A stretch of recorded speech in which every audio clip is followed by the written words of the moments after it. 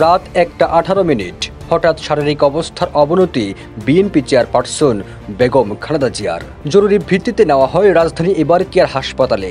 চারদিকে আতঙ্ক, দুশ্চিন্তা। হঠাৎ কি হয়েছে বেগম জিয়ার? এই দুশ্চিন্তা ছড়িয়ে পড়ে দলের নেতাকর্মীদের মধ্যেও। রাত তখন 1:48। বেগম জিয়া পৌঁছান এবারকিয়ার হাসপাতালে। শুরু হয় চিকিৎসকদের দৌড়ঝাঁপ। হাসপাতালে চিকিৎসকরা জানিয়েছেন, প্রাথমিকভাবে কিছু রুটিন টেস্ট ও চেক আপ করা হয়েছে। রিপোর্ট পাওয়ার পর পরবর্তী চিকিৎসা পরিকল্পনা ঠিক করা হবে। এবারকিয়ার হাসপাতালের চিকিৎসক অধ্যাপক শাহাবুদ্দিন তালুকদারের নেতৃত্বে গঠিত মেডিকেল বোর্ডের অধীনে এখন যে কোনো ব্র্যান্ডের পুরাতন এসি বদলে নতুন ওয়ালটন এসিতে উপভোগ করুন 25% ছাড়।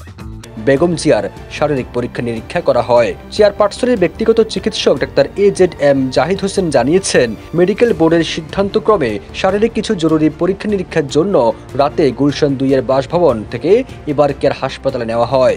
এরপর রাত 2:52 জরুরি স্বাস্থ্য পরীক্ষা শেষে বাসায় ফিরেছেন BNP chairperson Begum Khaleda Zia.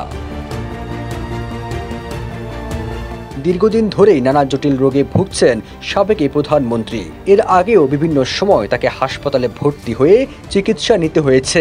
London থেকে চিকিৎসা শেষে দেশে ফিরে এ নিয়ে দ্বিতীয়বারের মতো চেক আপের জন্য হাসপাতালে গেলেন বিএনপি চেয়ারপারসন। চলতি বছরে তিনি লন্ডন থেকেও চিকিৎসা নেন।